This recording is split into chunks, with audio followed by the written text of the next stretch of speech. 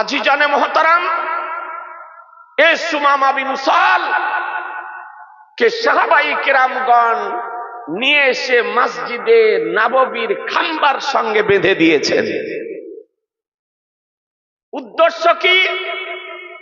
যাকে দিবালোকে হত্যা করব, দিবালোকে হত্যা করব, দিনের বেলায় হত্যা করব, জগৎ যেন দেখে আমার নবীর দুশমন, যে নবীর আমার চেহারাকে দেখা ঘৃণা করে, নবীর আনায়নকৃত ধর্মকে ঘৃণা করে, নবীর আগমনের শহরকে ঘৃণা করে, একে প্রকাশ্য দিবালোকে হত্যা করব। মসজিদে নববীর খাম্বার সঙ্গে বেঁধে দিয়েছেন। খাবারের প্রয়োজন হলে খাবার দেওয়া হতো, পানি পান করার প্রয়োজন হলে পানি পান করতে দেওয়া হতো, বাথরুম যাওয়ার দরকার হলে তাকে বাথরুম যেতে দেওয়া হতো। আমার দয়ার নবী, মায়ার নবী, রহমতের নবী, নবী আমার নামাজ পড়ার জন্য মসজিদে নববী প্রবেশ করতেছে। তো দেখেন যে সুমামা বিন উসালকে মজবুত করে বেঁধে রাখা হয়েছে। নবী আমার দেখলেন, মসজিদ প্রবেশ করলেন, নামাজ পড়ে বেরিয়ে যাওয়ার সময় নবী আমার জিজ্ঞাসা করতেছেন, এ সুমামা বিন উসাল কেমন আছো? একবার সুবহানাল্লাহ বলেন, একটু জোরে বলেন। নবীর কি আচার ব্যবহার, নবীর কি চরিত্র, নবীর কি আদর্শ, নবীর কি তাহজিব, নবীর কি তাবাদ্দুল, নবীর কি আখলাক, এ বেরাদার ভাবতে অবাক লাগে। এত বড় কট্টর আজকে শত্রুকে নবী আমার হাসি মুখে জিজ্ঞাসা করতেছেন যে সুমামা বিন উসাল কেমন আছো? এ বেরাদার, এই জন্য তো কোরআন বলেছে, ইন্নাকা লাআলা খুলুকিন আযীম, নিশ্চয় আপনাকে চরম চরিত্রের উপরে অধিষ্ঠিত করে পৃথিবীর বুকে প্রেরণ করেছি। এ বেরাদার, পৃথিবীর বুকে কোনো মা এইরকম সন্তানের জন্ম দিতে পারেনি যে নবীর তুলনা তো দূরের কথা, নবীর চরিত্রের নমুনা দেখাতে পারে না কেন। জি, এই জন্য কোরআন বলে, লাকাদ কানা লাকুম ফি রাসূলিল্লাহি উসওয়াতুন হাসানা, নিশ্চয়ই তোমাদের জন্য রাসূলুল্লাহর চরিত্র হচ্ছে উত্তম নমুনা। এ যুবক, এ তরুণ গণ শোনো, যদি মডেল যদি বানাতে হয় নবীর চরিত্রকে বানাও, যদি অনুসরণ যদি করতে হয় নবীর আদর্শকে করো, অনুকরণ যদি করতে হয় নবীর আদর্শকে করো, তবে ইহ জগত মঙ্গল হবে, পর জগত মঙ্গল হবে। জি, ভালো যদি করতে হয় নবীর চরিত্রকে করো। এ বেরাদা, তা আমার দেয়ার নবী যেমন মুচকি হাসি মুখে জিজ্ঞাসা করা, সুমামা বিন উসালের চোখ দিয়ে জল ঝরতে আরম্ভ করেছে। বাঘ আজ ঘরে পড়েছে, সিংহকে আটক করা হয়েছে, চোখ দিয়ে পানি পড়ছে। শেষ পর্যন্ত সুমামা বিন উসাল বলে, দেখুন, আপনি যদি আমাকে ছেড়ে দেন আমি জানবো যে আপনি আমার উপরে দয়া করলেন। আপনি উঠিয়ে দেখুন, মিশকাত শরীফের হাদিস শরীফ, বলে আপনি আমার উপরে দয়া করলেন। আর যদি আপনি আমাকে হত্যা করেন তো আমি জানবো যে একজন প্রকৃত আমি হত্যা করারই উপযুক্ত ছিলাম, তাই আপনি আমাকে হত্যা করেছেন। একজন আমি খুনি ব্যক্তি, তাই আপনি আমাকে হত্যা করেছেন। আর যদি আমাকে ছেড়ে দেওয়ার বিনিময়ে অর্থ যদি চান, তো যে অর্থ চাইবেন সেই অর্থ দিতে আমি প্রস্তুত আছি। তিনটি অপশন, একটি ছেড়ে যদি দেন জানবো যে দয়া করলে, হত্যা যদি করেন জানবো খুনি ব্যক্তিকে হত্যা করেছেন, আর যদি অর্থের বিনিময়ে আমাকে ছাড়তে চান আমি অর্থ দিতে প্রস্তুত আছি। নবী আমার উত্তর দিলেন না। নবী আমার উত্তর না দিয়ে চলে গেলেন। একদিন, 2 দিন, 3 দিন হলো। কয়দিন? এই কথা বলেন না। 3 দিন হলো। বন্দীর সঙ্গে যেমন আচরণ করার দরকার ছিল তেমনই আচরণ করা হতো। আর সাহাবাই কেরামগণ একেবারে তরবারিকে বের করে রেখেছেন। নাবির অনুমতির অপেক্ষায় রয়েছে, যে নাবির অনুমতি যদি পাই, এজাজত যদি পাই, পারমিশন যদি পাই, সুমামা বিন উসালকে প্রকাশ্য দিবালোকে মদিনা শরীফের ধরতিতে তাকে হত্যা করব। আজিজানে মোহতারাম একেবারে হত্যা করার জন্য পূর্ণ প্রস্তুতি নিয়ে রয়েছে সাহাবাই কেরামগণ। 3 দিনের পর আমার দয়ার নবী, মায়ার নবী, রহমতের নবী, নবী আমার বলতেছেন, এ সাহাবীগণ, এ সাহাবীগণ, আতলিকু সুমামা, সুমামা বিন উসালকে ছেড়ে দাও। একবার সুবহানাল্লাহ, জোরে জোরে সুবহানাল্লাহ, উচ্চ আওয়াজে সুবহানাল্লাহ। নবী বলতেছেন সুমামা বিন উসালকে ছেড়ে দাও। একটু ভেবে দেখুন তো, এত বড় কট্টর দুশমন, নবী বিদ্বেষী, নবী বিরোধী, তারপরে কত কষ্ট করে সাহাবাই কেরামগণ তাকে বন্দী করে নিয়ে এসেছেন, আর তারপরে আমার নবী প্রতিশোধ না নিয়ে, বদলা না নিয়ে নবী আমার বলছেন যে সুমামা বিন উসালকে ছেড়ে দাও। কি নবীর আদর্শ, কি নবীর চরিত্র, কি নবীর তাহজিব ও তামাদ্দুন। আজিজানে মোহতারাম, তো নবীর নির্দেশ ছেড়ে দিতে বাধ্য নাকি? সাহাবাই কেরামগণ কি নবীর কথা অমান্য করতে পারবেন? সম্ভব নয়। তো নবী আমার বলছেন ছেড়ে দাও। তো নবীর কথাই, নবীর নির্দেশে সাহাবাই কেরামগণ সুমামা বিন উসালকে ছেড়ে দিলেন। সামান্য মনক্ষুণ্ণ হলেন সাহাবাই কেরামগণ, মানসিক ভাবে মনক্ষুণ্ণ হলেন। কেন? কারণ তারা বুঝতেছেন, সাহাবীগণ বুঝতেছেন যে এত বড় কট্টর নবী বিরোধী, আর তাকে অ্যারেস্ট করে নিয়ে এসেছি হত্যা করার জন্য, অথচ তাকে হত্যা না করে নবী আমার বলছেন যে তাকে ছেড়ে দাও। একটু সামান্য মনক্ষুণ্ণ হলেন, কারণ সাহাবাই কেরামগণ সুমামা বিন উসালের বাহ্যিককে দেখতেছেন, জাগতিক দৃষ্টিতে বাহ্যিক অবস্থাকে দেখতেছেন, কিন্তু নবী কার নাম, পয়গম্বর কার নাম, রাসূল কার নাম, যে পয়গম্বর নবুয়তের দৃষ্টিতে সুমামা বিন উসালের বাহ্যিককেও দেখতেছেন, আভ্যন্তরীণ দিককেও দেখতেছেন। সুমামা বিন উসালের আজকে দিলি হালাতকে দর্শন করতেছেন, যে সুমামা বিন উসাল আর যেতে পারবে না, সে বাধ্য হবে আমার নিকটে আসতে। বেরাদার, তার ভবিষ্যৎকে নবী দেখতেছেন, তার ভবিষ্যৎকে দেখতেছেন। বলুন ইমানের সঙ্গে নবী আমার ভবিষ্যতের সংবাদ জানেন না? জানেন না? জোরে বলতে হবে যে জানেন। এ বেরাদার আর ইসলাম, আজকে সুন্নি জামাতের আকীদা, আহলুস সুন্নাত ওয়াল জামাতের আকীদা যে আল্লাহ তাআলা আমাদের নবীকে পূর্ণাঙ্গ সারা পৃথিবীর সৃষ্টি জগতের জ্ঞান দান করেছেন। এ বেরাদার, আপনাদেরকে বলতে চাই, নবীর, আজকে নবী আমার পৃথিবীতে আসার পর কোথাও কোনো স্থানে শিক্ষা লাভ করেননি। নবী আমার মায়ের নিকটে শিক্ষা লাভ করেননি। নবী আমার কোন বিদ্যালয়ে যাননি। নবী আমার কোন স্কুলে যাননি। নবী আমার কোন শিক্ষা কেন্দ্রে যাননি। নবী আমার কোন আজকে কলেজে যাননি, ইউনিভার্সিটিতে যাননি। কারো নিকটে নবী আমার বিদ্যা অর্জন করার জন্য, শিক্ষা লাভ করার জন্য যাননি। এ বেরাদার, তাই নবীর নবুয়তকে অনেকে বুঝতে না পেরে আজকে নবীকে বলেছে নিরক্ষর। নবীকে বলেছে নিরক্ষর, বলছে নবী লেখাপড়া জানতেন না, আক্ষরিক জ্ঞান ছিল না, অক্ষর চিনতেন না, কোনটা বা তা ফা সেটা জানতেন না। বলুন ইমানের সঙ্গে, নবী আমার লেখাপড়া জানতেন না? জানতেন না? জোরে বলতে হবে যে লেখাপড়া জানতেন না? জানতেন না? জানতেন, লিখতেও জানতেন, লিখাতেও জানতেন, পড়তেও জানতেন, পড়াতেও জানতেন। এই নবীকে শিখিয়েছেন কে?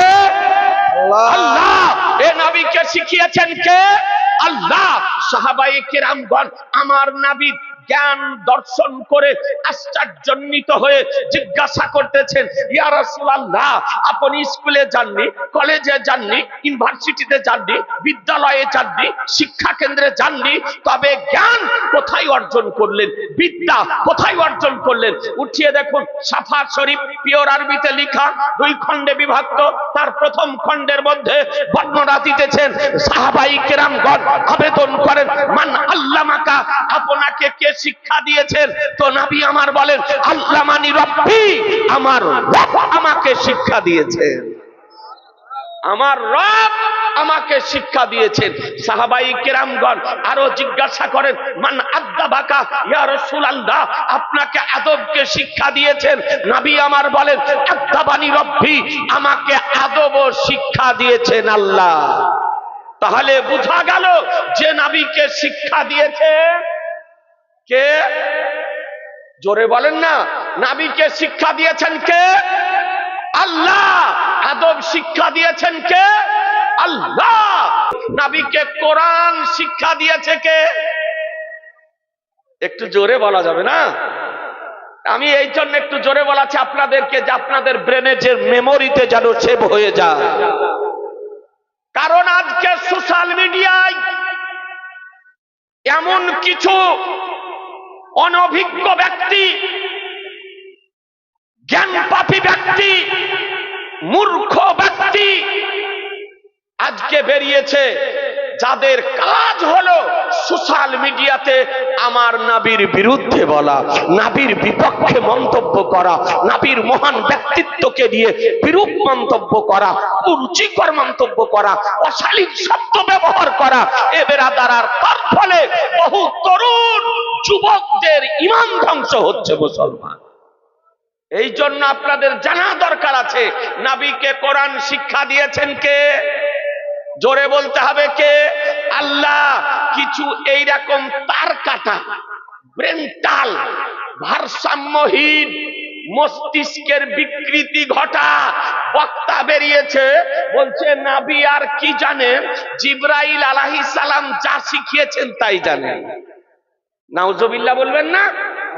জিবরাইল আলাইহিস সালাম নবীকে শিক্ষা দিয়েছেন না নবীকে স্বয়ং খোদা শিখিয়েছেন? কোরআন মাজিদ আল্লাহ শিখিয়েছেন। আসুন একটু কোরআনকে জিজ্ঞাসা করি। কোরআন শরীফ 27 পারা, রহমান সূরা, 1 নম্বর আয়াত, রব্বুল আলামিন বলেন, আর রহমানু আল্লামাল কুরআন, রহমান ने अपने हबीब को कुरान सिखाया। আল্লাহ তার প্রিয় হাবিবকে কোরআন শিক্ষা দিয়েছেন।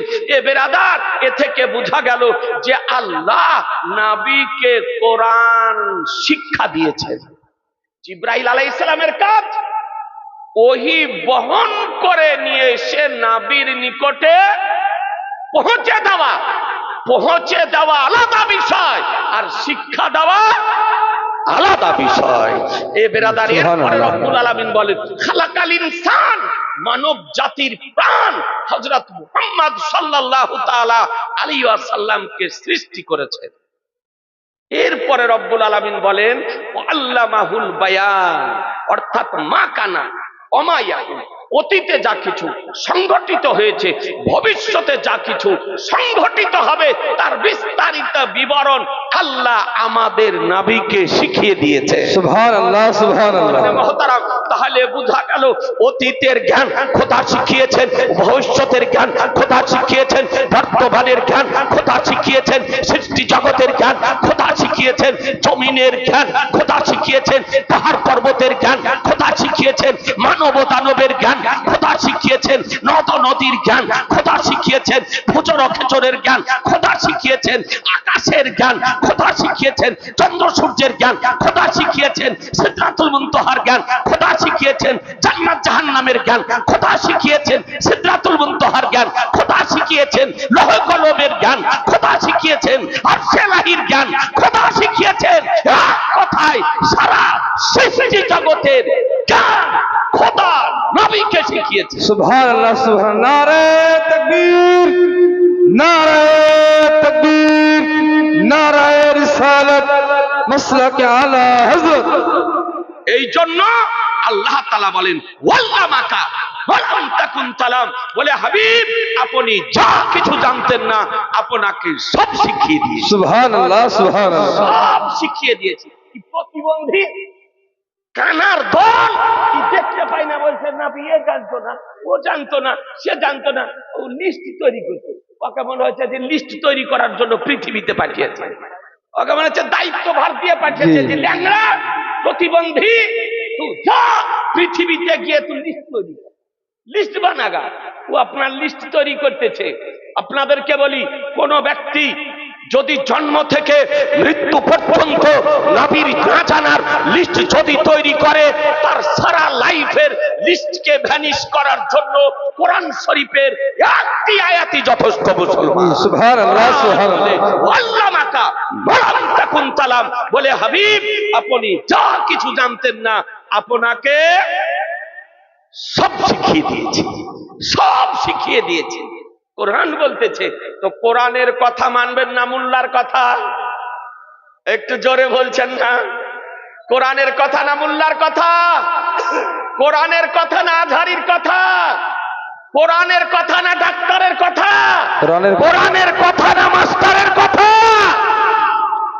আজহারির কথা তখনই মানবো যদি কোরআন হাদিস মুতাবিক যদি হয়, ডাক্তারের কথা তখনই মানবো যদি কোরআন হাদিস মুতাবিক যদি হয়, মাস্টারের কথা তখনই মানবো কোরআন হাদিস মুতাবিক যদি হয়, মৌলবীর কথা তখনই মানবো কোরআন হাদিস মুতাবিক যদি হয়, মুফতির কথা তখনই মানবো কোরআন হাদিস মুতাবিক যদি হয়, ডাক্তার কথা তখনই মানবো যদি কোরআন হাদিস মুতাবিক হয়। জি সুবহানাল্লাহ, সুবহানাল্লাহ, বল হক।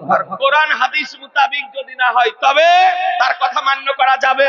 বিরাদার, আগে মুফতি বিজ্ঞ আলেমগণ বক্তব্য রাখত, আজকাল ডাক্তার বক্তব্য রাখছে, আজহারি বক্তব্য রাখছে, মাস্টার বক্তব্য রাখছে, এ বেরাদার রাখাল বক্তব্য রাখছে, রাজমিস্ত্রি বক্তব্য রাখছে, চোর বক্তব্য রাখছে, তারপরে ঘড়ির মেকার বক্তব্য রাখছে। জি জি জি, তোর ঘড়ির মেকানিক করা কাজ মেকানিক কর, তোর মাছ চুরি করে খাওয়া, ডাব চুরি করে খাওয়া কাজ ওই চুরি করে খা, তোর রাজমিস্ত্রি করা কাজ রাজমিস্ত্রি কর।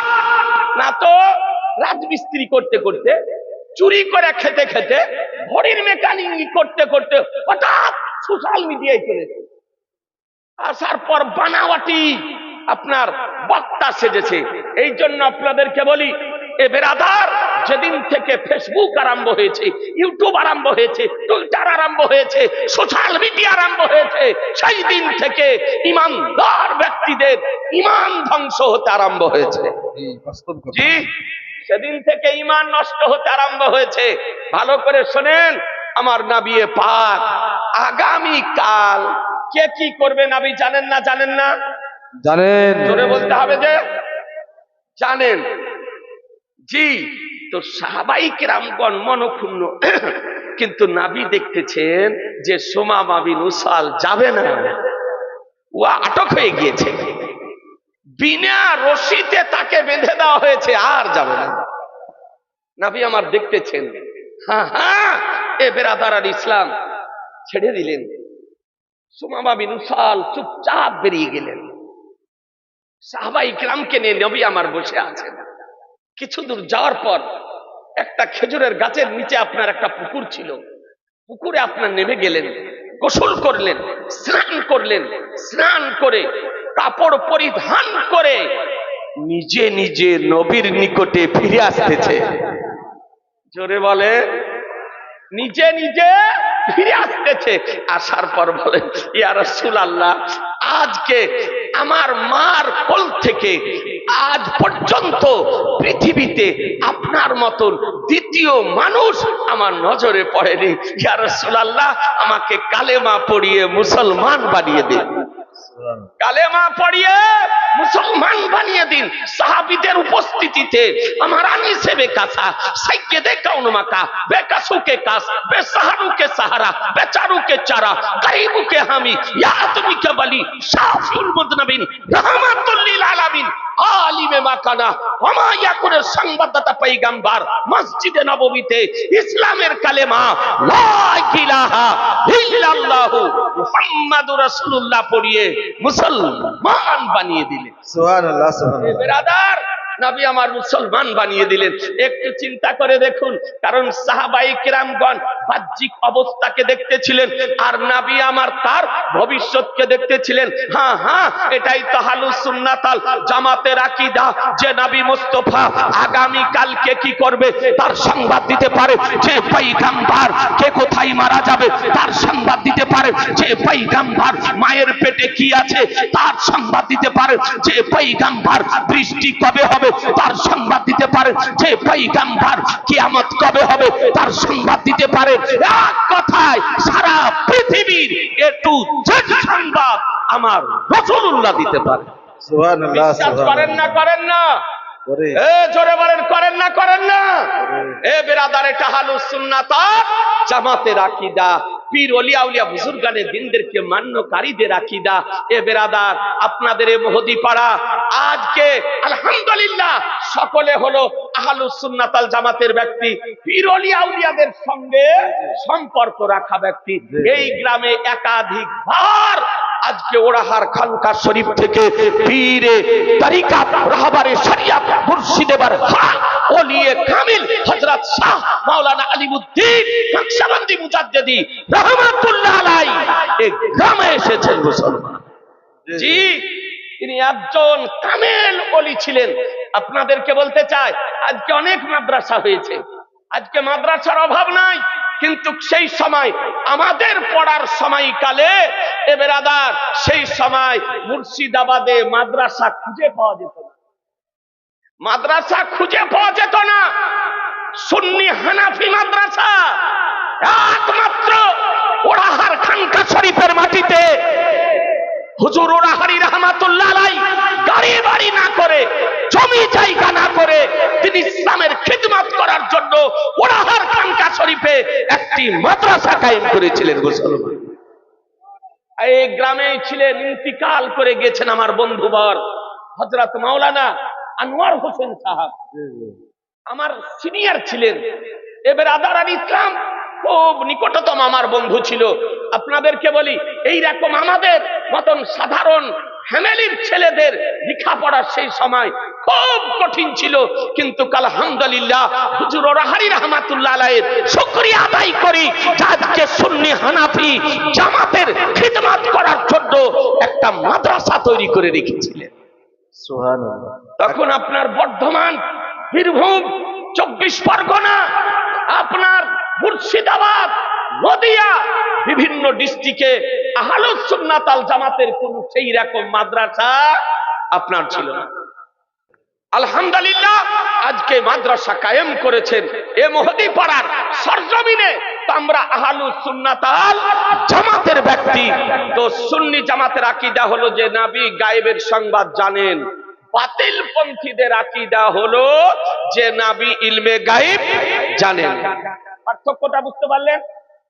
বাতিল পন্থীদের আকীদা যে নবী ইলমে গায়েব জানেন না। নবীর ইলমে গায়েবকে অস্বীকার করা মানে মুতলাক অস্বীকার করা, মানে কোরআন মাজিদের আয়াতকে অস্বীকার করা। আর কোরআন মাজিদের আয়াতকে অস্বীকার করা হলো কুফর, অর্থাৎ তার ঈমান নষ্ট হয়ে যাবে। তাহলে বলুন, যে সমস্ত দল আজকে নতুনত্ব নামে আত্মপ্রকাশ করেছে, নবীর ইলমে গায়েবকে অস্বীকার করে, তাদের বক্তব্য শোনা যাবে?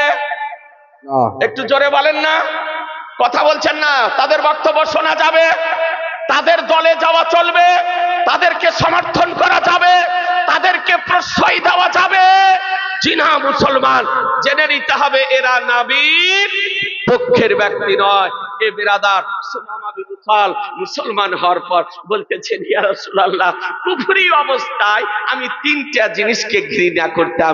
এক নম্বরে আপনার আনায়নকৃত ধর্মকে ঘৃণা করতাম। ইয়া রাসূলুল্লাহ, আজ থেকে আমার নিকটে সারা পৃথিবীতে সর্বশ্রেষ্ঠ ধর্ম হলো আপনার আনায়নকৃত ধর্ম। সুবহানাল্লাহ, সুবহানাল্লাহ। বেরাদারান ইসলাম। তো সুমামা বিন উসাল বলেন, ইয়া রাসূলুল্লাহ, আপনার ধর্মকে সর্বশ্রেষ্ঠ আমি মনে করি। ইয়া রাসূলুল্লাহ, আপনার আগমনের শহরকে আমি সর্বশ্রেষ্ঠ শহর মনে করি। আপনার চেহারাকে সর্বশ্রেষ্ঠ চেহারা মনে করি। সুবহানাল্লাহ, সুবহানাল্লাহ। নারায়ে তাকবীর, নারায়ে তাকবীর, নারায়ে রিসালাত, নারায়ে রিসালাত। মাসলাকে আলা হযরত। তাহলে বোঝা গেল যে নবীর সঙ্গে সম্পর্ক ছিল না, ধর্মের সঙ্গে সম্পর্ক ছিল না, নবীর সঙ্গে সম্পর্ক ছিল না, মক্কার সঙ্গে সম্পর্ক ছিল না, নবীর সঙ্গে সম্পর্ক ছিল না, চেহারার সঙ্গে সম্পর্ক ছিল না, নবীর সঙ্গে সম্পর্ক ছিল না, কাবার সঙ্গে সম্পর্ক ছিল না, নবীর সঙ্গে সম্পর্ক ছিল না, জান্নাতি পাথরের সঙ্গে সম্পর্ক ছিল না, নবীর সঙ্গে সম্পর্ক ছিল না, মাকামে ইব্রাহিমের সঙ্গে সম্পর্ক ছিল না, নবীর সঙ্গে সম্পর্ক ছিল না, আবে জমজমের সঙ্গে সম্পর্ক ছিল না। নবীর সঙ্গে সম্পর্ক হলো তো কোরআনের সঙ্গে সম্পর্ক হলো, নবীর সঙ্গে সম্পর্ক হলো, কাবা শরীফের সঙ্গে সম্পর্ক হলো, নবীর সঙ্গে সম্পর্ক হলো, আবে জমজমের সঙ্গে সম্পর্ক হলো, নবীর সঙ্গে সম্পর্ক হলো, তো মক্কা শহরের সঙ্গে সম্পর্ক হলো। মুসলমান কথা বুঝতেছেন? এই জন্য আপনাদেরকে বলি যে নবীর যদি পছন্দ হয় তবে আমাদের পছন্দনীয় হবে না? হবে না? জি হবে।